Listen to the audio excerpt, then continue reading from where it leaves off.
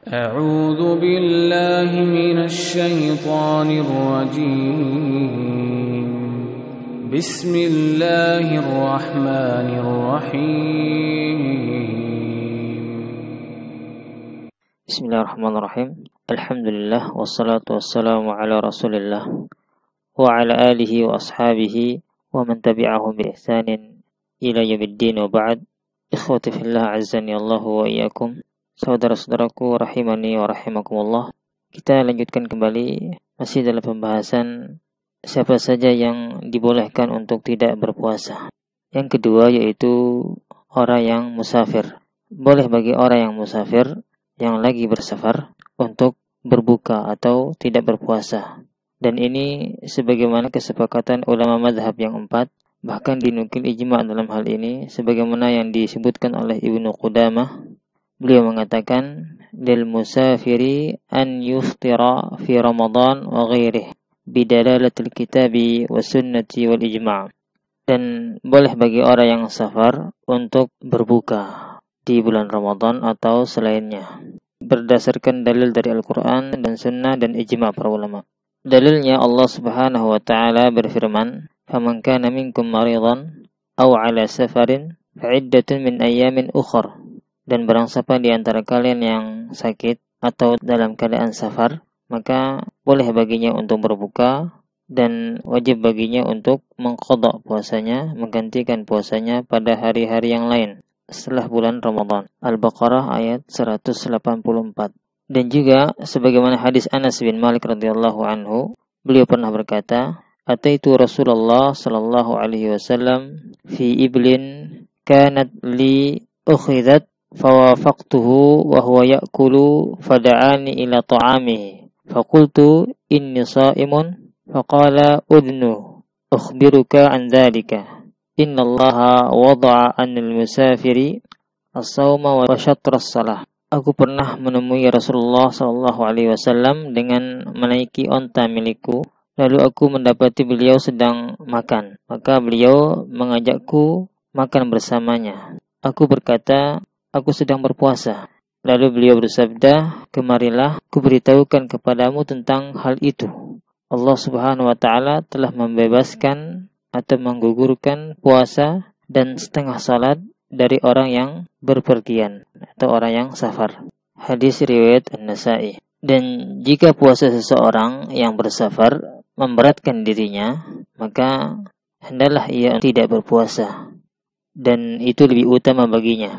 Sebagaimana kesepakatan ulama mazhab yang 4, adapun jika safar tersebut tidak memberatkan dirinya, maka para ulama berselisih dalam hal ini, mana yang lebih utama, berpuasa atau berbuka.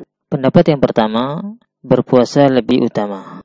Ini sebagaimana pendapat jumhur ulama, Al-Hanafiyah, Al-Malikiyah, dan Asy-Syafi'iyah, dan yang dipilih oleh Ibnu Utsaimin. Dalilnya keumuman firman Allah Subhanahu wa taala, "Wa antasumu khairun lakum in kuntum ta'lamun." Dan hendaklah kalian berpuasa dan itu lebih baik bagi kalian jika kalian mengetahuinya.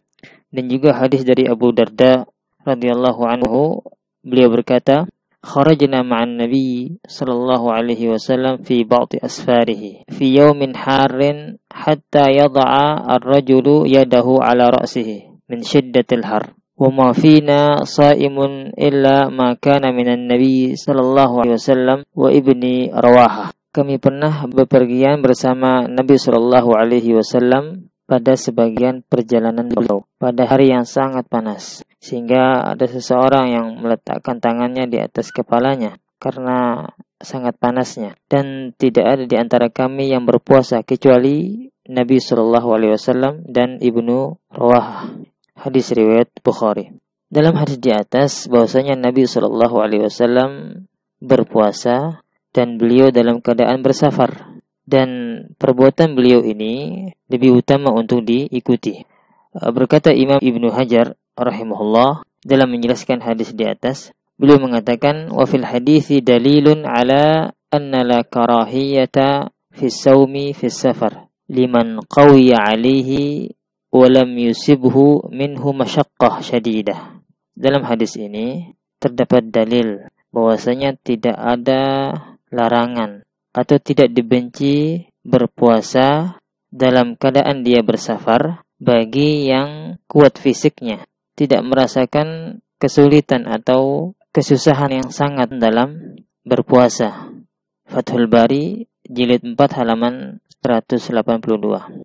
Dengan seseorang berpuasa berarti dia telah terlepas dari tanggung jawab syariat, yaitu berpuasa di bulan Ramadan. Berbeda dengan seseorang yang memiliki hutang puasa. Dia masih memiliki tanggung jawab atau kewajiban yang harus dibayar atau ditunaikan. Pendapat yang kedua yang mengatakan berbuka lebih utama. Ini sebagaimana madhab Al-Hanabilah dan sebagian ulama salaf dan yang dipilih oleh Ibnu Taimiyah dan Syekh bin Baz rahimahullah.